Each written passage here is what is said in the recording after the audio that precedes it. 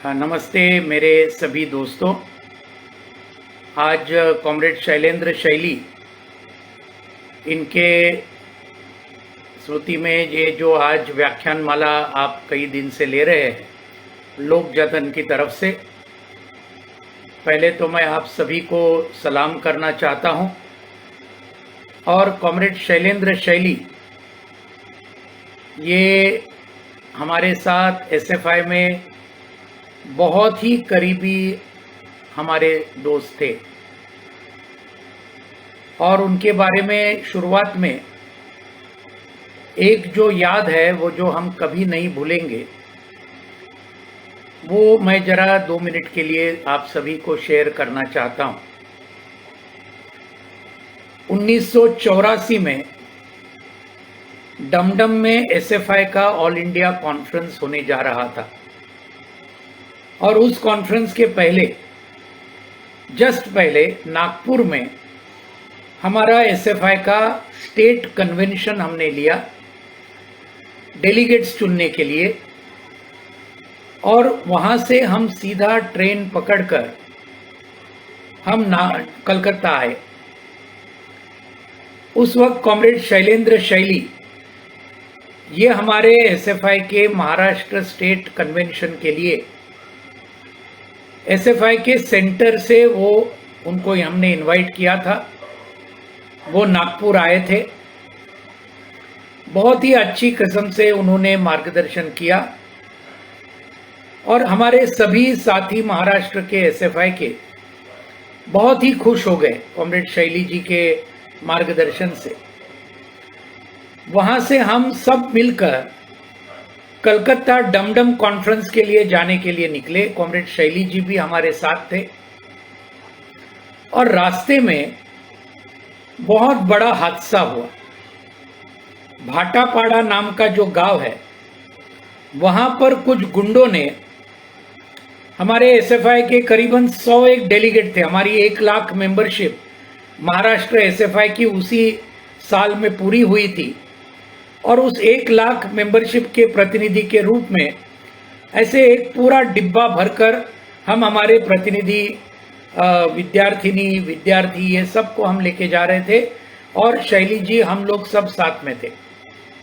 बहुत बड़ा हादसा हुआ। कुछ गुंडों ने वहां पर, वो सब डिटेल में मैं नहीं जाना चाहता, लेकिन इतना तक हुआ कि वो बोले कि हम अभी आपके इस डिब्बे को जला डालते हैं, पेट्रोल और डीजल डालकर। स्वाभाविक रूप से बहुत बड़ी घबराहट हुई सभी कार्यकर्ताओं में और हजारों लोग वहां, उन्होंने वो भाटापाड़ा स्टेशन में ये गुंडों ने इकट्ठा किए। और उस वक्त ये हम जब जो कौन थे वो हम कभी भूलेंगे नहीं। कॉमरेड शैलेंद्र शैली ने उन सब के साथ, क्योंकि वो आखिर में वो छत्तीसगढ़ के थे, भाटापाड़ा कौन से राज्य में अभी आता है मुझे पता नहीं, छत्तीसगढ़ या मध्य प्रदेश, इतने खूबी के साथ उन्होंने डील किया कि वो प्रसंग हम कभी हमारे जिंदगी में कभी भूलेंगे नहीं। क्योंकि हम लोग सब तो महाराष्ट्र के थे, हम तो किसी को वहां जानते नहीं थे। ऐसा नहीं कि शैली जी किसको जानते थे, लेकिन उनकी जो बात करने की स्टाइल इतनी अच्छी थी कि उससे सही माने में हम सब महाराष्ट्र एसएफआई के करीबन 100 डेलीगेट हम उस हमले से बच पाए। पथराव हुआ, हमारे सब लड़कियां वहां ऊपर चली गई 3rd बर्थ पे, बहुत बड़ा हादसा हुआ, लेकिन हम उस सब चीज से बच गए। और उसके लिए हमें बचाने के लिए अगर किसी का योगदान होगा तो वो कॉमरेड शैलेंद्र शैली जी का योगदान था। ये मैं आज भी कभी भी, जो भूलने वाली कुछ घटना नहीं होती है आंदोलन में, इस प्रकार की ये घटना 1984 के जनवरी की ये घटना थी। कॉमरेड शैलेंद्र शैली को हम सब बहुत प्रेम से, बहुत आदर के साथ हम हमेशा उनको याद करते हैं और हम हमेशा के लिए उनको हमेशा उसी प्रेम से और आदर से हम याद करते रहेंगे। साथियों, आज जो विषय मुझे दिया है वो है हाल के दौर में जन आंदोलन और उनकी विशेषताएं। बहुत ही अच्छा विषय आपने मुझे दिया है। सही में हाल के दौर के जन आंदोलन मोदी सरकार आने के बाद 2014 में लगातार जन आंदोलन की मात्रा लगातार बढ़ती हुई हमें पूरे देश में नजर आती है। अब सभी आंदोलन का जिक्र करने का यहां वक्त नहीं है स्वाभाविक तौर पर, लेकिन 3 मुख्य जो आंदोलन ये पिछले 2-3 साल में जो हुए उनका जरूर जिक्र करना ये मुझे लगता है कि हमारे सबके लिए बहुत ही महत्वपूर्ण है। ये 3 आंदोलन कौन से? बड़े बड़े जन आंदोलन पूरे देश भर में हुए। पहला जन आंदोलन था जो 2019 साल में पूरे देश भर में फैला और पूरी दुनिया में उसके बारे में पूरी जानकारी दुनिया को मिली, और वो आंदोलन था CAA, NRC और NPR के खिलाफ पूरे देश भर में फैला हुआ आंदोलन। ये नंबर 1।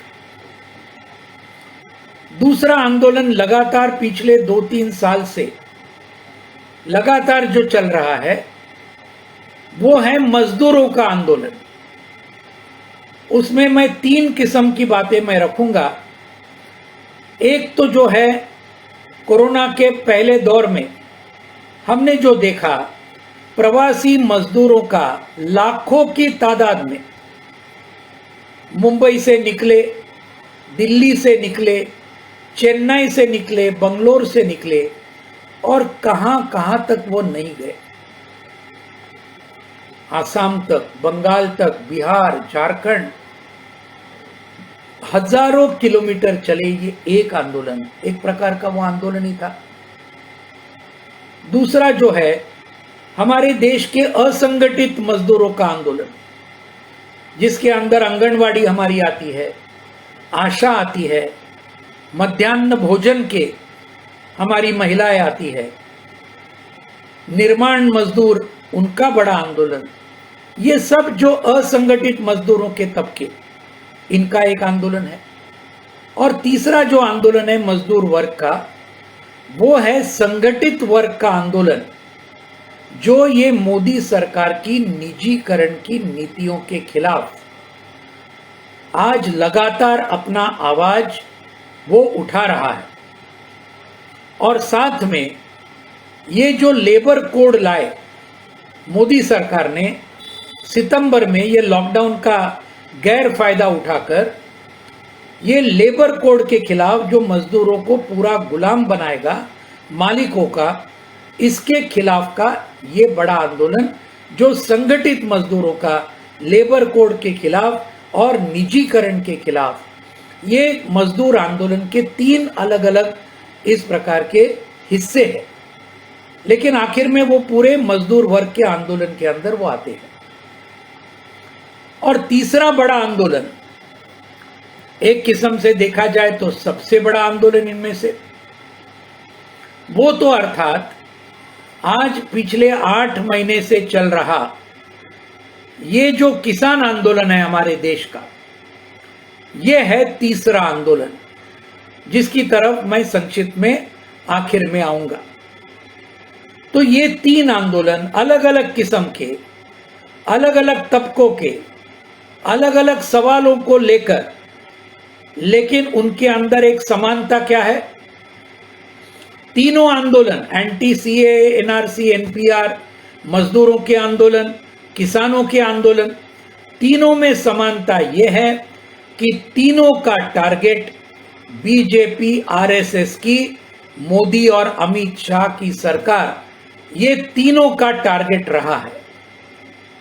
और वो बिल्कुल सही टारगेट रहा, क्योंकि यही आंदोलन के चलते, यही सरकार के चलते इन्होंने ये नीतियां लाई, जिन नीतियों के खिलाफ में आज हमारे देश के अलग अलग तबके लाखों की तादाद में इकट्ठा हुए और ये मोदी सरकार के खिलाफ आज वो सब पूरी तरीके से रास्ते पर उतर आए, अपनी हकों के लिए, अपने अधिकारों के लिए।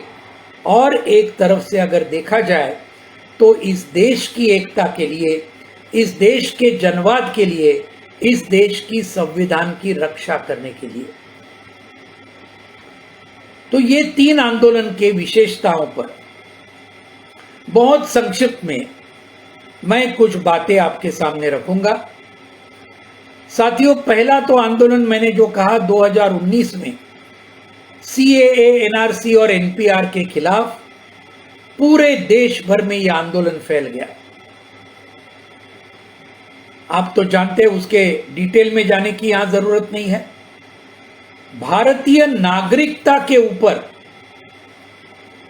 मोदी सरकार ने अभी तक कभी भी इतिहास में नहीं हुआ था इस प्रकार का हमला भारतीय नागरिकता के ऊपर यह मोदी सरकार ने किया। CAA कानून लाकर, NRC का आसाम में पहले उसका प्रयोग हुआ और फिर बाद में पूरे देश में करने का इन्होंने चेतावनी दी, और NPR जो नेशनल पॉपुलेशन रजिस्टर, ये सब के खिलाफ लोग रास्ते पर आए पूरे देश भर में। सभी धर्म और जाति के लोग एक साथ आए, लेकिन एक बात उसके अंदर स्वाभाविक थी कि मुख्य टारगेट मोदी सरकार के, ये CAA, NRC और NPR के अंदर मुख्य टारगेट उनका था हमारे देश का मुस्लिम समाज। इसलिए वो सब तफसील में मैं नहीं जाना चाहता CAA में क्या था, क्योंकि उतना वक्त हमें नहीं है, लेकिन आप सब जानते हैं। और उस आंदोलन में स्वाभाविक तौर पर मुस्लिम जनता को नागरिकता देने का इनकार करने का जो सवाल उठा था, इसलिए मुस्लिम जनता बहुत बड़े पैमाने पर इस आंदोलन में शरीक हुई, लाखों की तादाद में पूरे देश भर में। लेकिन उसकी और एक विशेषता जो हमारे देश में अभी तक कभी दिखने को नहीं मिली, या दिखी तो बहुत कम वक्त में देखी, इस आंदोलन का नेतृत्व पूरे देश भर में मुस्लिम महिलाओं ने किया। और अलग अलग जगह में सबसे बड़ा जो आप जानते हैं, शाहीन बाग दिल्ली में हजारों महिला दिल्ली की इकट्ठा हुई और उन्होंने पूरा एक मैदान उसको व्यापा, और उस मैदान में लगातार दिन रात हजारों महिला वहां पर बैठी रही, ये CAA, NRC और NPR के खिलाफ। मुझे लगता है कि हमारी देश की पूरे आंदोलन के इतिहास की शायद ये एक बहुत बड़ी विशेषता होगी, शाहीन बाग का आंदोलन, जिसका नेतृत्व पूरी तरीके से हमारी महिला साथियों ने किया। हमें बहुत ही अभिमान है उसके अंदर। और ये जब शाहीन बाग शुरू हुआ तब हमने देखा कि इस प्रकार के शाहीन बाग जिसके अंदर महिलाओं ने अगवानी की, ये पूरे देश के अलग अलग हिस्सों में ये शाहीन बाग जैसे आंदोलन अलग अलग शहरों में उभर कर आए और बहुत बड़े पैमाने पर उभर कर आए। सैकड़ों महिला, कुछ जगह में हजारों महिला ये अलग अलग जगह में इकट्ठा हुई। मुंबई में आंदोलन हुआ, महाराष्ट्र में सांगली में हुआ। उस वक्त हम गुजरात गए थे पार्टी के और किसान सभा के कार्यक्रम में। मोदी और शाह के गुजरात में, अहमदाबाद में बहुत बड़ा ये शाहीन बाग जैसा आंदोलन, ये हमने अहमदाबाद में खुद देखा है। मुझे पूरा विश्वास है भोपाल में जरूर हुआ होगा, मध्य प्रदेश के दूसरे इलाकों में हुआ होगा, उत्तर प्रदेश और पूरे उत्तरी भारत के अलग अलग जगह में ये आंदोलन हुआ, दक्षिणी भारत में हुआ, पूर्व में हुआ, पश्चिम में हुआ। ये आंदोलन एक सही माने में बहुत ही सराहना करने जैसा आंदोलन, महिलाओं ने नेतृत्व किया हुआ और लगातार कई महीनों तक शाहीन बाग का यह आंदोलन चला।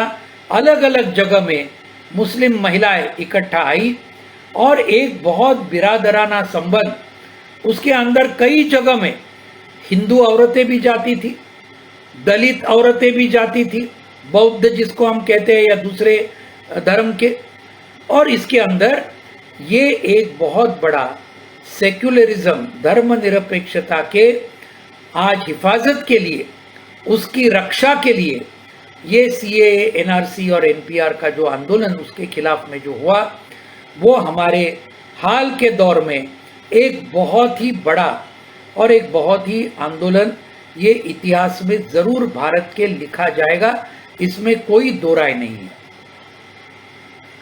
आप जानते होंगे कि ये शाहीन बाग के आंदोलन को खत्म करने के लिए बीजेपी आरएसएस के गुंडों ने क्या क्या किया। अभी हमारे जो साथी दानिश सिद्दीकी अफगानिस्तान में, हमारे भारत के नागरिक, हमारे देश के एक बहुत जाने माने फोटोग्राफर, वो अफगानिस्तान में गए थे और वहां जो तालिबान और सरकार के अंदर जो युद्ध चालू है, जो जंग शुरू है, उसके अंदर उनका देहांत हुआ। एक बहुत बड़ा आदमी, ये दानिश सिद्दीकी ने वहां पर जो बीजेपी और आरएसएस ने ये पूरा शाहीन बाग का आंदोलन कुचल डालने के लिए जो जो कार्रवाई की, उसके फोटो निकाले और वो फोटो बहुत ही प्रसिद्ध हुए, मशहूर हुए पूरे देश में। उसमें एक आरएसएस और बीजेपी का जो गुंडा था, वो वहां पर सामने पुलिस खड़ी है और ये अपने जेब से पिस्तौल निकालता है और सीधा फायरिंग करता है शाहीन बाग की महिलाओं के तरफ। और एग्जैक्टली वो क्षण दानिश सिद्दीकी जो उस वक्त वहां थे, उन्होंने उसको बिल्कुल अपने कैमरा में बंदिश किया और वो फोटो पूरे देश भर में और पूरे दुनिया में चला गया। पुलिस सामने और एक बीजेपी आरएसएस का गुंडा सीधा पुलिस के सामने अपने जेब से पिस्तौल निकालता है और शाहीन बाग की तरफ वहां गोलीबार करता है। अनुराग ठाकुर, कपिल मिश्रा, ये सब लोगों ने क्या किया वो तो आप जानते हैं। आखिर में जब ये कोरोना का पहला वेव, पहला लहर बड़े पैमाने पर जब आया, तभी आखिर में ये आंदोलन, उसको पीछे लेना पड़ा। शाहीन बाग के आंदोलन को अलग अलग शहरों के अंदर 2020 के मार्च महीने तक ये जो आंदोलन चल रहे थे, उनको वापस लेना पड़ा। लेकिन उस आंदोलन ने, जो महिलाओं का आंदोलन था, उन्होंने एक बहुत बड़ा असर पूरे देश में और हम पूरे दुनिया में इसने छोड़ा है। उन सभी महिलाओं को आज मैं यहाँ लाल सलाम करता हूँ। उन आंदोलन में हमने देखा, उस आंदोलन के अंदर फोटो किसके थे? फोटो थे सावित्रीबाई फुले के, फोटो थे शहीद भगत सिंह के, फोटो थे कैप्टन लक्ष्मी सहगल के, ऐसी जो हमारे फोटो थे रानी लक्ष्मीबाई झांसी की। ऐसे कई जो महिला नेता हमारी देश के हुई, उनके फोटो वहां लगे थे और उनमें से कई महिलाएं, वामपंथी आंदोलन से जुड़ी हुई महिलाएं, वो वहां पर थी। नारे क्या थे? सीए एनआरसी के खिलाफ के नारे थे ही, मोदी सरकार के खिलाफ के तो नारे थे ही, बीजेपी आरएसएस के खिलाफ के नारे थे ही। लेकिन आप जो गए होंगे उस आंदोलनों में, वहां पर हमने खुद देखा है, नारे आखिर में ये भी होते थे, शहीद भगत सिंह जिंदाबाद, इनकिलाब जिंदाबाद। ये नारे भी ये पूरे शाहीन बाग जैसे पूरे देश भर में हुए आंदोलनों में ये इनकिलाब जिंदाबाद का नारा भी बहुत बड़े पैमाने पर उठता था। ये भी हमने खुद और आप भी सभी ने, आपने भी वो देखा होगा। तो साथियों, ये पहला आंदोलन, उसकी विशेषता, उस आंदोलन ने पूरे देश को जगाने का काम किया और उसको सही में हम सलाम करना चाहते हैं। साथियों, दूसरा जो आंदोलन है वो, जैसे मैंने कहा, मजदूरों का आंदोलन। एक प्रकार से प्रवासी मजदूरों के हाल हमने देखे। क्या उनको हुआ? लाखों मजदूर लॉकडाउन होने के बाद काम नहीं, कोई कमाई नहीं, करेंगे क्या? जाने के लिए कोई इंतजाम नहीं किया। 4 घंटे का नोटिस देकर लॉकडाउन पूरे देश भर में, ये तुगलकी जो प्रधानमंत्री है नरेंद्र मोदी साहब, 4 घंटे का नोटिस देकर लॉकडाउन कभी पूरे दुनिया ने कभी देखा नहीं होगा। और लोग ट्रैप हो गए वहां पर, जिस शहर में थे वहां। लॉकडाउन से हजारों कारखाने बंद हो गए, पूरा काम बंद हो गया, कमाई बंद हो गई। खाएंगे कहां से? पैसे लाएंगे कहां से? और ऐसे सूरत में 1-2 महीने रुककर हम देखे अप्रैल महीने में, मई महीने में इतने बड़े धूप में लाखों प्रवासी मजदूर अपने गांव जाने के लिए निकले। लाखों की तादाद में हाईवे के ऊपर कई लोगों को एक्सीडेंट हुआ, वो मर गए। कई लोग भूख से मर गए। कई लोग पूरा एग्जॉशन हुआ, क्योंकि चलना कितना था, 1000 किलोमीटर, 1500 किलोमीटर। साथ में औरतें थी, साथ में छोटे बच्चे थे। आप सभी ने साथियों अपने अपने वीडियो पे, अपने अपने टीवी के ऊपर उस वक्त का देखा होगा। और ऐसा कोई भी संवेदनशील व्यक्ति भारत में नहीं था कि जिस व्यक्ति के आंखों में आंसू नहीं आए होंगे। आंसू नहीं आए होंगे, ऐसा व्यक्ति अगर होगा तो उसकी संवेदना मर गई, ये समझिए। क्योंकि रोज आ रहा था हमारे टीवी स्क्रीन के ऊपर।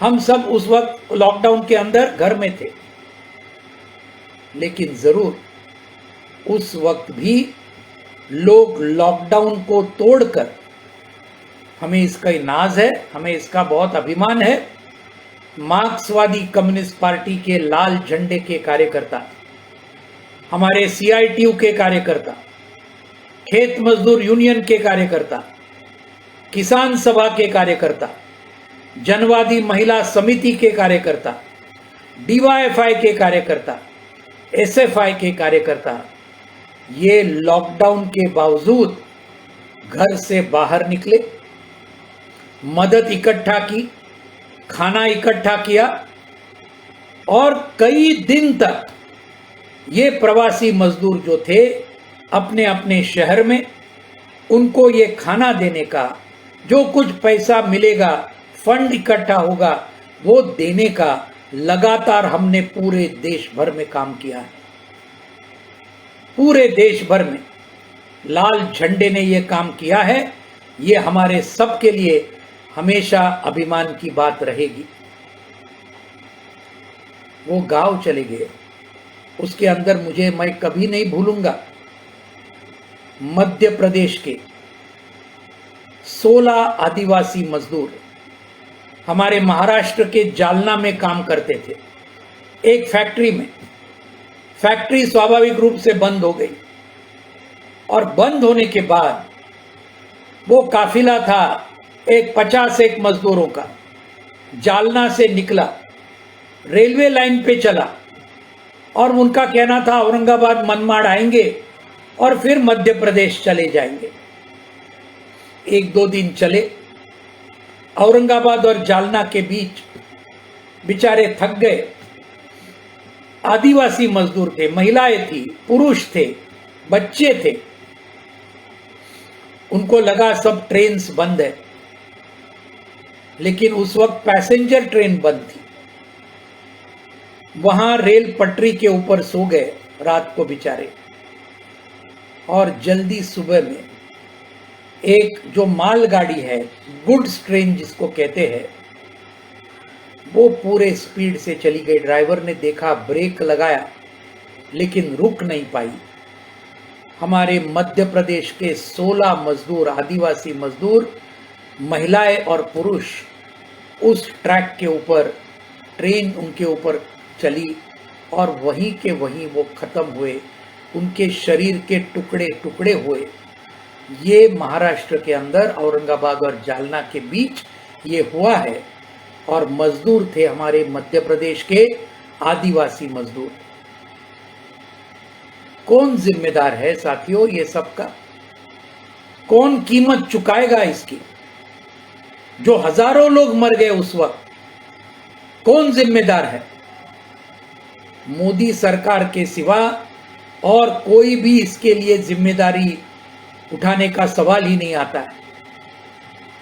और जब ट्रेनें चलने लगी कई महीनों के बाद, उसमें भी ये पूरी तरीके से हाथ में कुछ पैसे नहीं, लेकिन प्लेटफॉर्म पर जाकर इनसे अपना भाड़ा ले लिया रेलवे डिपार्टमेंट ने, यानी मोदी सरकार ने।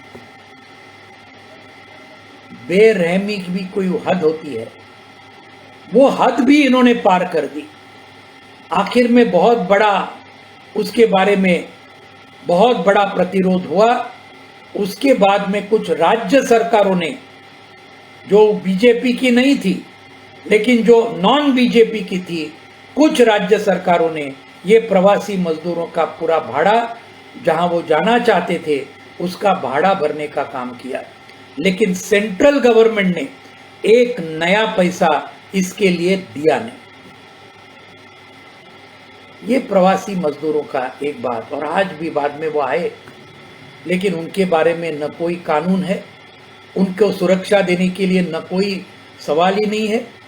इस प्रकार से आज भी मोदी सरकार ये प्रवासी मजदूर, जो कभी कई लोगों ने आइडिया ही नहीं था कि एक शहर में इतने लाखों मजदूर बसते होंगे, ये एक बात है। दूसरी तरफ ये पूरे कोरोना के लॉकडाउन में हमने देखा, हमारी आंगनवाड़ी सेविका, हमारी कर्मचारी, हमारी आशा सेविका, जो सीधे स्वास्थ्य के साथ संबंधित है। आंगनवाड़ी सेविका ये तो बच्चों का और माताओं का देखभाल करने के लिए उनको ये किया है। हमारे मध्याह्न भोजन बनाने वाले महिलाएं, निर्माण मजदूर, ये सब अलग अलग असंगठित क्षेत्र के। क्या किया मोदी सरकार ने, क्या किया केंद्र सरकार ने इनके लिए? ये कोरोना के लॉकडाउन में जब लाखों लोग मर रहे थे, हजारों लोगों को ऑक्सीजन नहीं मिला इसलिए मर गए, हजारों लोगों को हॉस्पिटल बेड नहीं मिला इसलिए मर गए, दवा नहीं मिली इसलिए मरे, वेंटिलेटर नहीं मिला इसलिए मरे। और इनको मदद करने वाले जो डॉक्टर थे, जो नर्सिस थी, जो आशा वर्कर थी, एक किस्म से आंगनवाड़ी सेविका थी, लेकिन इनकी तरफ ये केंद्र सरकार ने और बीजेपी के राज्य सरकारों ने भी बिल्कुल ध्यान नहीं दिया। ये भी पिछले 1.5 साल में हमने सबने देखा है। उनका वेतन बढ़ाना, उनको सुरक्षा देना, पीपीई किट तक भी, स्वास्थ्य के कर्मचारियों को पीपीई किट तक बहुत महीने चलने के बाद में उनको दिया गया। उनमें से कई लोग मर गए कोरोना से। ये हुआ हमारे देश में। और ये सब होते हुए आप सभी ने गुजराती कवयित्री पारुल खक्खर जी की वो कविता जरूर पढ़ी होगी। जिसने अगर नहीं पढ़ी होगी तो जरूर पढ़िए। उस कविता का नाम है शववाहिनी गंगा। हम सभी ने देखा है टीवी स्क्रीन पर, गंगा नदी पवित्र नदी कहते हैं, लेकिन उस गंगा नदी में हजारों की तादाद में लाशें बह रही थी। अभी 2-3 महीने पहले अप्रैल और मई में कोरोना के ये दूसरे लहर के दौरान हजारों लाशें गंगा नदी में, दूसरे नदियों में। कोई अंत्य संस्कार नहीं, क्योंकि करने वालों के पास पैसे नहीं थे। उन्होंने सोचा क्या करें, नदी में डाल दे। ये है हमारे देश की जो सही वास्तविकता जो हमको देखनी चाहिए। और पारुल कक्कर ने वो कविता का नाम ही दिया शववाहिनी गंगा। तो ये हमने देखा, इसकी खिलाफ में ये सब असंगठित मजदूरों का आंदोलन लगातार चलते रहा। अलग अलग राज्यों में हड़ताल हुए, अलग अलग राज्यों में बहुत बड़े निदर्शन हुए। हमारी CITU के जो अलग अलग यूनियंस है उसके अंदर उन्होंने अगवानी की, और इस प्रकार से कुछ न कुछ हमने हासिल करवाया। ये एक बहुत बड़ा असंगठित मजदूर, और उनकी तादाद कितनी है दोस्तों, करोड़ों में उनकी तादाद है आज हमारे देश में। पूरे इनफॉर्मल सेक्टर में करोड़ों की तादाद में उनकी आज तादाद है, और उनकी तरफ सरकार बिल्कुल कुछ सोचने को भी तैयार नहीं है। इतना सब कोरोना में उन्होंने इतना सब मदद किया, पूरी तरीके से त्याग करने के बाद भी उनकी तरफ बिल्कुल ध्यान नहीं। इसलिए उनके संघर्ष पूरे देश भर में बहुत बड़े पैमाने पर हुए, और आने वाले वक्त में भी और ज्यादा ये संघर्ष बढ़ेंगे, इसमें कोई दो राय नहीं है। तीसरा है संगठित मजदूरों का, जो कारखाने में काम करते हैं, जो परमानेंट है। इनके ऊपर 2 किस्म के हमले अभी ये केंद्र सरकार ने शुरू किए। एक तो जैसे मैंने कहा ये लेबर कोड, श्रम संहिता, और दूसरी तरफ पूरे देश का निजीकरण करने की मुहिम। आज आप देखेंगे आत्मनिर्भरता के नाम लेते हैं, लेकिन काम क्या करते हैं, पूरे देश को बेच डालने का काम आज मोदी और शाह की सरकार कर रही है। आप देखो ना कौन सा क्षेत्र बचा है निजीकरण करने के लिए। रेलवे की शुरुआत की, एयरपोर्ट की शुरुआत की, अधिकतर एयरपोर्ट अदानी को दिए गए, बांधे थे सरकारी पैसे से, लेकिन चलाने को दिए अदानी को। यानी मुनाफा कौन कमाएगा उन एयरपोर्ट में से, अदानी कमाएगा। एयरलाइंस की तो कब से निजीकरण हो गया, टेलीकॉम का निजीकरण हुआ, जियो मोबाइल मुकेश अंबानी का, रिलायंस का। इस किस्म से उसको मदद किया कि बाकी BSNL को खड्डे में डाला, MTNL को खड्डे में डाला, जानबूझकर। यानी पब्लिक सेक्टर को खत्म करो, यानी मुकेश अंबानी का जियो मोबाइल ये बड़े पैमाने पर चले, ये पूरा निजीकरण।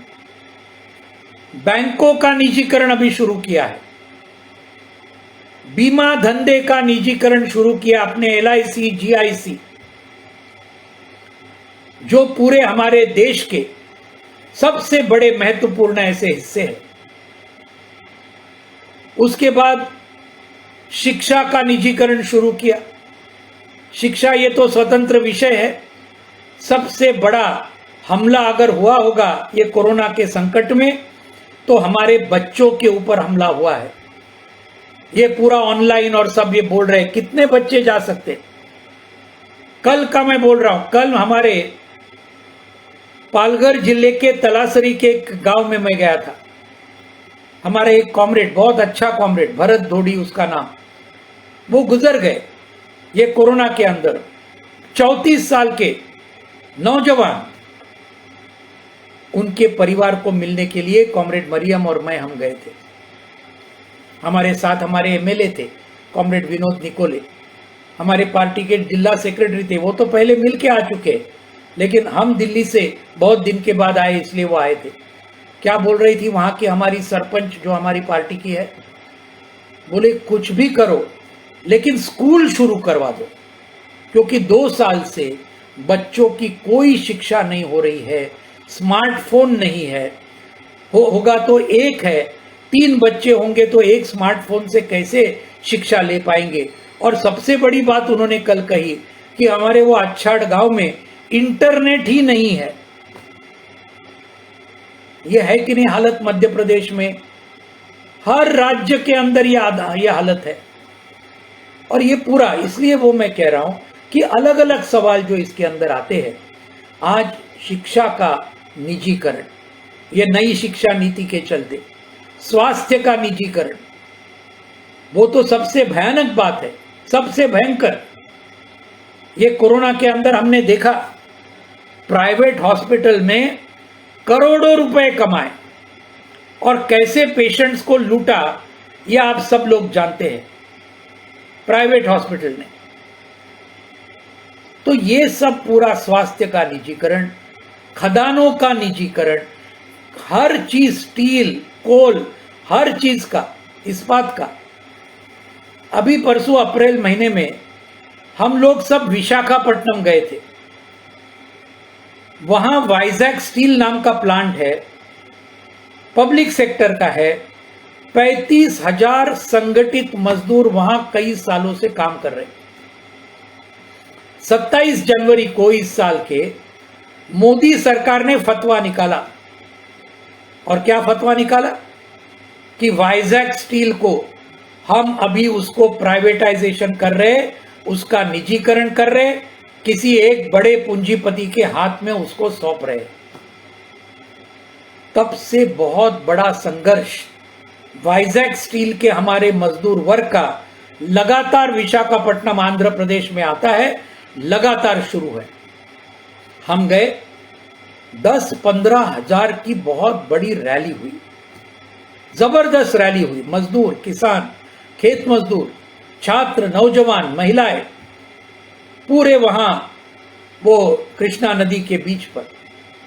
और वो हमने देखा पूरे समुद्र के बीच पर।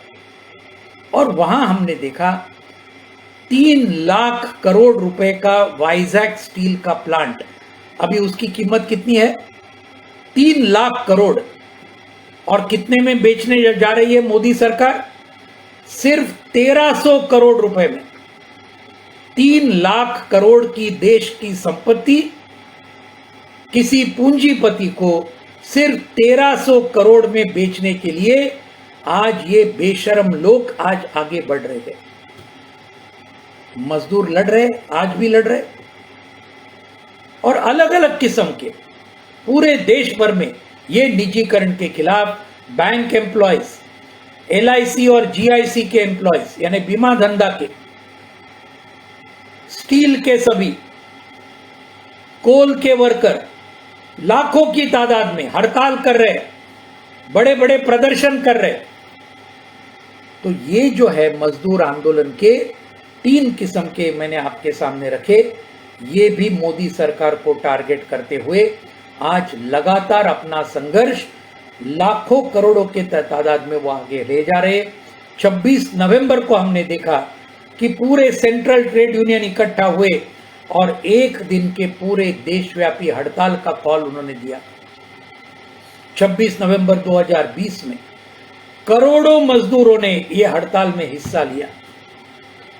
और अभी आने वाले कुछ महीनों में यह कोशिश चल रही है मल्टी डे हड़ताल, 2-3 दिन पूरे देश को बंद करना और हड़ताल करना। इस प्रकार का की चर्चा अभी केंद्रीय ट्रेड यूनियन संगठनों में इसकी शुरुआत हुई है। कुछ दिनों के अंदर उसका ऐलान जरूर किया जाएगा। तो ये मजदूर आंदोलन है। आखिर में साथियों, किसान आंदोलन की तरफ मैं आऊंगा। किसान आंदोलन के पहले, इसके पहले भी लोक जतन पर मैंने कुछ बातें बताई। डिटेल में जाने का कोई जरूरत नहीं है, वक्त भी बहुत कम है। लेकिन इस किसान आंदोलन की कुछ विशेषताएं हैं, ये मैं आपके सामने बहुत संक्षिप्त में रखना चाहता हूं, क्योंकि आज हमारा इस व्याख्यान का विषय ही है कि हाल के दौर में जन आंदोलन और उसके विशेषताएं। किसान आंदोलन की क्या विशेषताएं हैं? 8 विशेषताएं एकदम शॉर्ट में मैं आपके सामने एक के बाद एक कहता हूं। पहला तो यह है, 500 से ज्यादा किसान संगठन एक साथ आए, संयुक्त किसान मोर्चा बना और उसके नेतृत्व में यह आंदोलन लगातार पिछले 8 महीने से चल रहा है। लाखों किसान पूरे दिल्ली के बॉर्डर के ऊपर, सीमाओं पर 6 जगह में, सिंघू, टिकरी, गाजीपुर, शाहजहांपुर, पलवल, जिसके अंदर हमारे मध्य प्रदेश के साथियों ने बहुत बड़ा योगदान किया है, मैं उनको लाल सलाम करना चाहता हूं, और मेवात, ऐसे 6 जगह में आज हजारों किसान वहां पर बैठे हैं लगातार 8 महीने तक, रात दिन। और उसके अंदर हमने देखा है कि अलग अलग किस्म के आज खेत मजदूर भी है, गरीब किसान है, मंझले किसान है, अमीर किसान भी, कुछ तबके इसके आंदोलन के साथ जुड़े हुए हैं।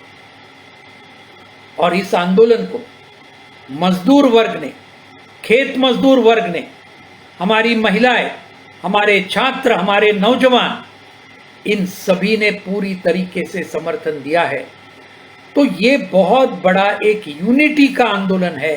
ये पहली विशेषता मैं आपके सामने रखना चाहता हूं। किसान आंदोलन की दूसरी विशेषता क्या है? दूसरी विशेषता यह है कि सरकार के हर किस्म के दमन को इस किसान आंदोलन ने इसका सामना किया। 25-26 नवंबर से सामना करते आए। वाटर कैनन इस्तेमाल किया, टीयर गैस, आंसू गैस इस्तेमाल किया, पूरे हाईवे खोद के रखे कि किसानों के ट्रैक्टर और ट्रॉली आ नहीं पाए दिल्ली तक। कुछ जगह फायरिंग भी हुई। ये सब दमन का जबरदस्त सामना ये किसान आंदोलन ने किया। आज आप जानते हैं 550 से ज्यादा किसान दिल्ली की सीमाओं पर ये हमारे शहीद हुए हैं पिछले 8 महीने के आंदोलन में। लेकिन किसान पीछे नहीं हटा, ये सब होने के बावजूद। और इसलिए ये दमन का सामना, तीसरी विशेषता है, बदनामी का सामना किया है किसान आंदोलन ने पिछले 8 महीने। और बदनामी क्या कम की? शुरुआत किया ये मोदी सरकार ने और बीजेपी आरएसएस के लोगों ने। पंजाब के हमारे बहादुर किसान लाखों की तादाद में आए, इमीडिएट शुरू किया। यह आंदोलन खालिस्तानवादियों का आंदोलन है। अरे ये पंजाब के हमारे बहादुर किसान जून महीने से लड़ रहे, जब से ये अध्यादेश आए। कानून तो सितंबर में हुए। और उनको बदनाम करने के लिए ये कहते हैं बेशरम लोग कि ये खालिस्तानवादी है। वो नहीं चला, फिर बोलने लगे ये सब माओवादी है, फिर बोलने लगे नक्सलवादी है। एक हमारे महाराष्ट्र का बीजेपी का मंत्री है यूनियन कैबिनेट में, उनका नाम है राव साहब दानवे। वो जाके दिल्ली में इन्होंने स्टेटमेंट दिया। क्या स्टेटमेंट दिया? बोले ये किसान आंदोलन को कौन मदद कर रहा है? बोले पाकिस्तान कर रहा है और चीन कर रहा है इस किसान आंदोलन को। अब इससे रिडिकुलस बात, चौंकाने वाले बात और कोई हो सकती है? यानी बदनामी करने का एक भी चांस ये बीजेपी आरएसएस के नेताओं ने नहीं छोड़ा। लेकिन उसको भी ये किसान आंदोलन ने सामना किया। और आज भी पूरे आज अभिमान के साथ हमारे किसान वहां पर आज भी लड़ रहे। चौथे किसके इसका सामना किया इस आंदोलन ने? खुद कोरोना का सामना किया। मैंने अभी बोला आपको कि सीएए के खिलाफ का आंदोलन कोरोना की वजह से पीछे लेना पड़ा। लेकिन किसान आंदोलन शुरू हुआ कोरोना के बीच 26 नवंबर 2020 से, जब कोरोना था, आज भी है, लेकिन उसका भी डर न रखते हुए कोरोना के ऊपर भी इस किसान आंदोलन ने मात की है। पहली लहर के ऊपर और अभी दूसरी जो बहुत ही भयंकर जो लहर आई, वो चलते हुए भी किसान पीछे नहीं हटे। ये भी ध्यान देने की जैसी चीज है। पांचवा जो बात है, इस आंदोलन के अंदर हर धर्म के किसान, हर जाति के किसान, हर भाषा बोलने वाले किसान आज पूरी देश भर में इस आंदोलन के पीछे इकट्ठा हुए हैं। दिल्ली सीमाओं पर तो सब है, सिख है, हिंदू है, मुसलमान है, बौद्ध है, जैन है, अलग अलग हर धर्म आप देखेंगे, उस धर्म का किसान आज वहां पर आपको दिखाई देगा। हर जाति का किसान दिखाई देगा। कश्मीर से कन्याकुमारी तक और गुजरात से गुवाहाटी तक हर प्रांत का किसान ये दिल्ली के आंदोलन के सॉलिडेरिटी में बड़े पैमाने पर खड़ा हुआ है। मजदूर तो अर्थात खड़े हुए हैं, खेत मजदूर भी उड़े हैं, वो हम देखे हैं। तो ये सही माने में धर्मनिरपेक्ष आंदोलन है, जाति निरपेक्ष आंदोलन है, भाषा निरपेक्ष आंदोलन है, और यही है इस आंदोलन की सही ताकत। इसलिए इस आंदोलन को मोदी सरकार 8 महीने चला लेकिन कुचल नहीं डाल पाए। क्यों नहीं? क्योंकि हर धर्म और हर जात का, हर भाषा बोलने वाला किसान इसके साथ जुड़ा हुआ है। ये हमारी और एक विशेषता ये किसान आंदोलन की है। छठवीं जो है विशेषता है कि पूरे 8 महीने ये पूरे शांतिपूर्ण आंदोलन रहा, पूरे जनवादी तरीके का यह आंदोलन रहा, और कितनी भी प्रोवोकेशन कर दी गई लेकिन किसान उसके पीछे बिल्कुल नहीं गए। पूरे शांतिपूर्ण आंदोलन, जो महात्मा गांधी ने अहिंसा का जो नारा दिया था, सत्य का जो नारा दिया था, ये सत्य और अहिंसा के दिशा में यह आंदोलन पिछले 8 महीने से लगातार चल रहा है। 26 जनवरी को आपने देखा, गणतंत्र दिन के ऊपर जो कुछ थोड़ी हिंसा हुई ये सरकार ने करवाई। क्लियरली बात अभी सबके सामने आया है। दीप सिद्धू और लोग कौन से थे? बीजेपी के लोग थे। वही लाल किले तक गए, चंद लोग, लेकिन इसको जिम्मेदार कौन थे? यही बीजेपी की, नरेंद्र मोदी और अमित शाह की सरकार।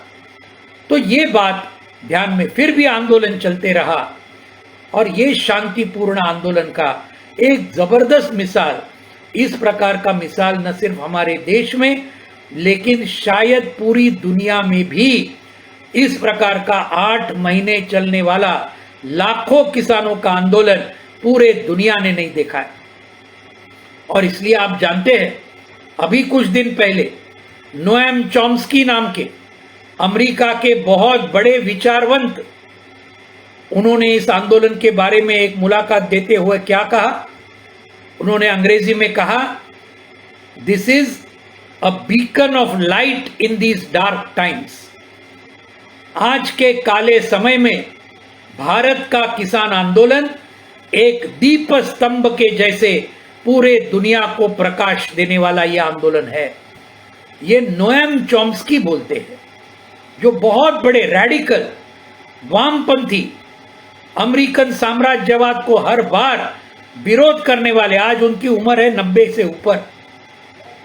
और उन्होंने आगे कहा कि इस आंदोलन से पूरे दुनिया के किसान और मजदूरों ने एक आदर्श लेना चाहिए। All should take an example from this farmer struggle of India. तो ये बात है उसके अंदर, एक शांतिपूर्ण आंदोलन। आखिरी 2 विशेषताएं मैं कहता हूं और फिर 5 मिनट में मैं पूरा करता हूं। 7वीं विशेषता क्या है? इस किसान आंदोलन की 7वीं विशेषता यह है कि अभी उसका राजनैतिक असर ये देश के ऊपर दिखने लगा है। अभी अप्रैल में 4 विधानसभाओं के चुनाव हुए और ये 4 विधानसभाओं में से करोड़ों रुपए बांटने के बाद, गुंडागर्दी करने के बावजूद केरल में बीजेपी तो पूरी साफ हो गई। पिछले विधानसभा में एक विधायक था उनका बीजेपी का, अब आज वो भी खत्म हुआ। वामपंथी मोर्चे की सरकार पिछले 44 साल में पहली बार फिर से दोबारा सत्ता में आई केरल में, कॉमरेड पिनरई विजयन के नेतृत्व में। ये हमने देखा। तमिलनाडु में बीजेपी और एआईडीएम के गठबंधन को लोगों ने नकारा, लोगों ने हराया और उनके खिलाफ का जो डीएमके का गठबंधन था वो आज वहां पर तमिलनाडु जैसे बड़े राज्य के अंदर सत्ता में आया। बंगाल में तो मोदी और शाह ने क्या नहीं किया। 50 सभाएं ली हजारों लोगों की। कोरोना को फैलाने का बंगाल में सबसे बड़ा काम अगर किसने किया होगा तो प्रधानमंत्री और गृह मंत्री जी ने किया।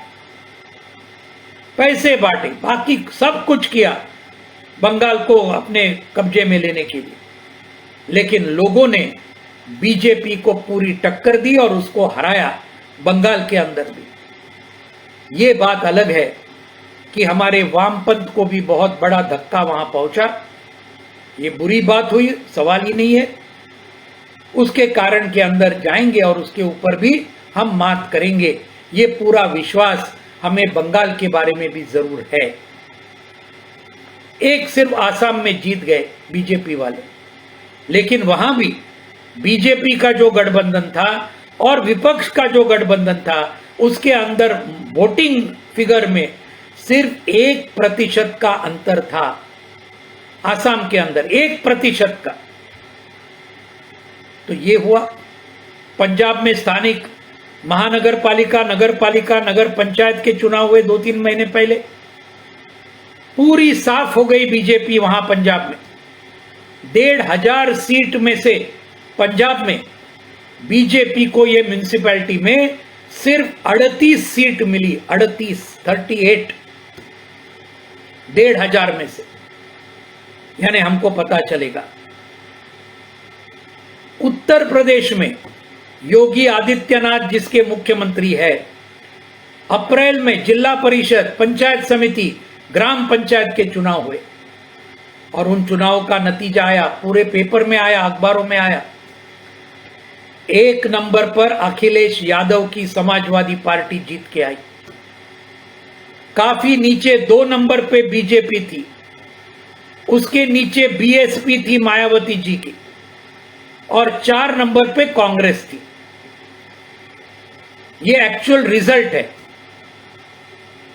अयोध्या, मथुरा और काशी, जो वाराणसी, जो बीजेपी आरएसएस के 3 उनके मेन मुद्दे थे ना, मस्जिद को हटाओ और मंदिर को बनाओ, ये 3 जगहों में कितनी जिला परिषद की सीट चुन के आई बीजेपी की? तीनों जगह में 40 से 45 जिला परिषद की सीट है। 40-45 में से बीजेपी को अयोध्या, मथुरा और काशी में 7 या 8 सीट मुश्किल से मिली, बाकी सब विपक्ष को मिली। तो ये किसान आंदोलन का डायरेक्ट असर है।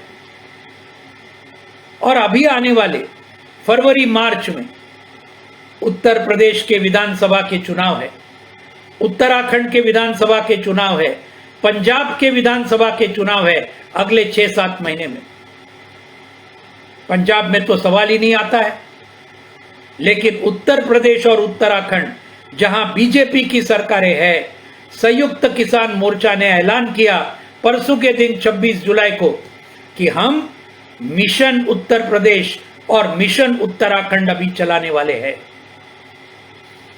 उसकी शुरुआत कैसी होगी? ये बरसात जरा थोड़ा कम होने के बाद 5 सितंबर की डेट तय हो गई। मुजफ्फरनगर में पश्चिमी उत्तर प्रदेश में 8 से 10 लाख किसानों की जबरदस्त रैली 5 सितंबर को संयुक्त किसान मोर्चा के नेतृत्व में वहां की जाएगी। जबरदस्त रैली। संयुक्त किसान मोर्चा का अनुमान है 10 लाख लोग आएंगे पूरे देश से, मुख्य उत्तर प्रदेश से ही होंगे, लेकिन बाकी राज्यों से भी प्रातिनिधिक स्वरूप में 5 सितंबर को मुजफ्फरनगर और उसके बाद उत्तर प्रदेश के हर जिले में संयुक्त किसान मोर्चा जाएगा। हर जिले में सभा लेगा, रैली होगी और हर जिले में वहां पर कॉल दिया जाएगा, बीजेपी को हटाओ, बीजेपी को हराओ और बीजेपी को सबक सिखाओ। ये सब पूरे अगले कुछ महीनों में उत्तर प्रदेश और उत्तराखंड में संयुक्त किसान मोर्चा पूरी एकता के साथ ये काम करने वाला है। तो ये बात है। और अगर ये होगा, यूपी और उत्तराखंड में अगर बीजेपी हारेगी, उसके लिए बहुत काम करना पड़ेगा, इसमें कोई सवाल नहीं है। तुरंत होगा ऐसी बात नहीं, कोई भ्रम में नहीं रहना चाहिए, लेकिन जबरदस्त काम करना होगा, सभी को इकट्ठा लाना होगा और आखिर में बीजेपी को हराना होगा। ये अगर होगा तो ये किसान आंदोलन को और ज्यादा बल मिलेगा, इसमें कोई दो राय नहीं है। और पूरे देश का राजनीतिक नक्शा बदलने का शुरुआत होगा। ऑलरेडी नरेंद्र मोदी सरकार की उल्टी गिनती ये केरल, तमिलनाडु और बंगाल के चुनाव से शुरू हो गई है। अगर यूपी, उत्तराखंड और पंजाब ये तीनों में अगर वो हारे तो ये बात पूरे देश के जनता के लिए, पूरे देश के संविधान के लिए, हमारे लोकतंत्र के लिए और धर्मनिरपेक्षता के लिए एक बहुत बड़ी चीज होगी, इसमें कोई सवाल नहीं। तो ये 7वां मुद्दा मैं जो कह रहा था कि किसान आंदोलन का राजनैतिक असर भी अभी दिखने लगा है और उसको और ज्यादा तेज और व्यापक हमें पूरे देश भर में करना होगा। साथियों, 8वां और आखिरी विशेषता इस आंदोलन की क्या है? किसान आंदोलन की पहली बार इस किसान आंदोलन ने पूरे ये नव उदारवादी नीति और ये बड़े बड़े कॉरपोरेट्स, इनको इतनी जबरदस्त टक्कर दी है कि अभी तक के पिछले 30 सालों में बड़े बड़े संघर्ष हुए, जरूर बड़े बड़े हड़ताल हुए, 20 बार हड़ताल हुए पूरे ऑल इंडिया के। ये जरूर बहुत महत्वपूर्ण घटना है, उसमें कोई कम लिखने की जरूरत नहीं है, लेकिन ये सबसे ज्यादा 8 महीने के किसान आंदोलन ने ये पूरे नव उदारवादी नीति को जबरदस्त तमाचा लगाया। कॉरपोरेट के पूरे सत्ता को आज पूरा एक्सपोज किया। ये भी एक बहुत महत्वपूर्ण विशेषता ये किसान आंदोलन की रही है, ये हमको कभी भी भूलना नहीं चाहिए, लेकिन इसको आगे लेके जाना होगा। हर राज्य के अंदर इस आंदोलन को मजबूत करना होगा। स्थानिक सवालों को लेकर जो मध्य प्रदेश के किसानों के सवाल है उनको लेकर लड़ना होगा हमारे मध्य प्रदेश के किसान सभा को। हर जन संगठन को हमारे राज्य के सवाल है उसको लेकर हमें आगे बढ़ना होगा और ऐसा एक माहौल तैयार करना होगा कि ये सिर्फ दिल्ली के आंदोलन के साथ सिर्फ सॉलिडारिटी का सवाल नहीं है, भ्रातृभाव का सवाल नहीं है, वो तो है ही, लेकिन साथ में हमारे जो मांगे हैं उनके लिए भी हम पूरी तरीके से और पूरी ताकत के साथ हम लड़ रहे हैं। ये बात हमको लोगों तक लेके जानी है और इसलिए बहिष्कार का आंदोलन अंबानी और अदानी को टारगेट करते हुए, क्योंकि आखिर में आज देश कौन चलाता है? 4 लोग चलाते हैं, नरेंद्र मोदी, अमित शाह, मुकेश अंबानी और गौतम अदानी। ये 4 लोग इस देश को चलाते हैं और उनके खिलाफ में जिनको प्रोफेसर प्रभात पटनायक जी ने कॉरपोरेट हिंदुत्व कहा है, ये क्या चल रहा है? सरकार किसकी है? कॉरपोरेट हिंदुत्व की सरकार चल रही है। इसको हटाना पड़ेगा किसी भी हालत में। यह है जो बहुत बड़ी विशेषता, ये बॉयकॉट का कॉल अंबानी अदानी के प्रोडक्ट और सर्विसेज, ये जनता की मांग हमको करनी पड़ेगी, क्योंकि ये कोरोना के 1.5 साल में करोड़ों लोग बेरोजगार हो गए। डीजल, पेट्रोल, गैस, इसके दाम जबरदस्त बढ़े, महंगाई बढ़ी पूरे देश भर में, पूरे जनता का उसको तबाही में लौट दिया गया। और लेकिन अंबानी अदानी की संपत्ति 40% से बढ़ी इसी 1.5 साल में।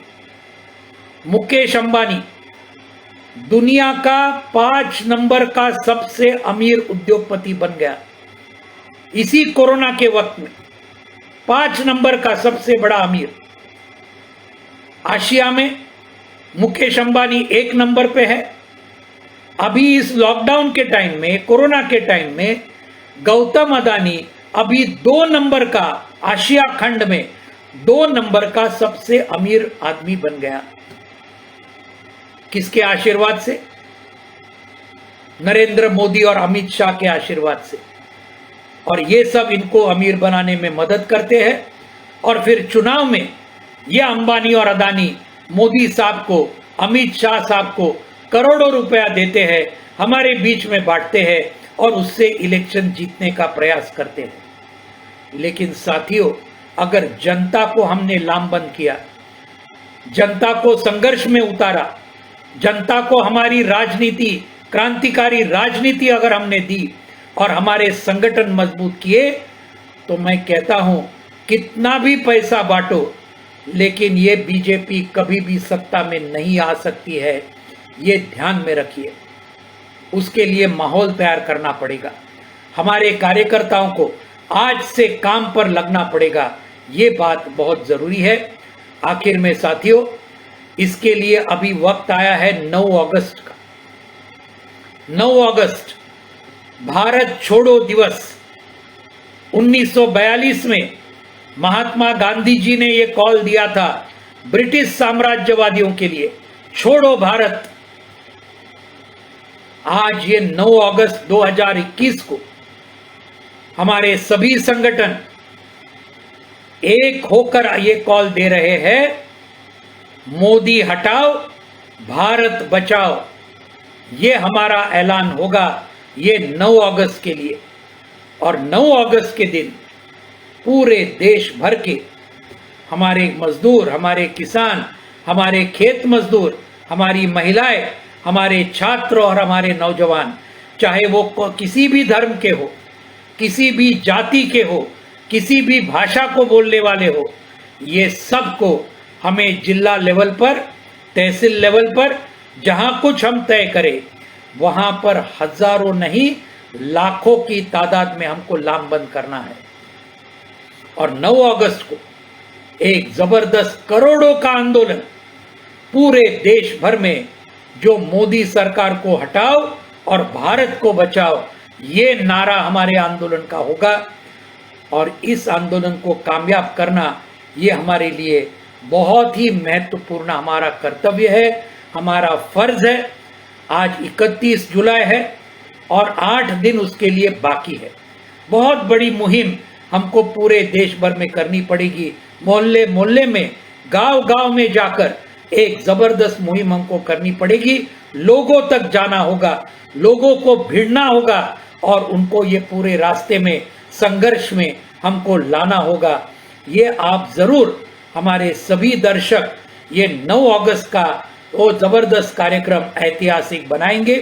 इससे किसान आंदोलन को भी बल मिलेगा, मजदूर आंदोलन को भी बल मिलेगा, ये पूरे एंटी सीए ये आंदोलन को भी बल मिलेगा और भारत की धर्मनिरपेक्षता, लोकतंत्र और साथ में भारत के संविधान को भी ताकत मिलेगी, भारत की एकता को भी ताकत मिलेगी। ये काम हमको करना है। तो साथियों, कॉमरेड शैलेंद्र शैली जो हमारे सबके नेता थे, हमारे बहुत जिगरी दोस्त भी थे, आज उनकी जब हम याद करते हैं, तब कॉमरेड शैलेंद्र शैली ने जो हमें सबको सिखाया कि कुछ भी हुआ, अपना संघर्ष जारी रखो, अपना संघर्ष तेज करो, अपने संघर्ष को आगे बढ़ाओ और उस संघर्ष को आगे बढ़ाते हुए एक वामपंथी विकल्प इस पूरे देश में खड़ा हो, इसके लिए भी आप काम करते रहो। ये हमारा आज का फर्ज है। और कॉमरेड शैलेंद्र शैली को लाल सलाम करते हुए, उनके याद को आज अभिवादन करते हुए मैं आप सभी को ये दरख्वास्त करना चाहता हूँ, कॉमरेड शैलेंद्र शैली को आज हम जो आदरांजलि देंगे, ये सिर्फ शब्दों से नहीं, लेकिन अपने काम से, अपने संघर्षों से, अपने संगठन से और अपनी राजनीतिक प्रचार से लगातार हम ये काम करते रहे, हम कामयाब जरूर होंगे, इसमें कोई संदेह नहीं है। इन्हीं शब्दों के साथ मैं आपको अलविदा करता हूं। धन्यवाद साथियों। इनकिलाब जिंदाबाद। कॉमरेड शैलेंद्र शैली अमर रहे।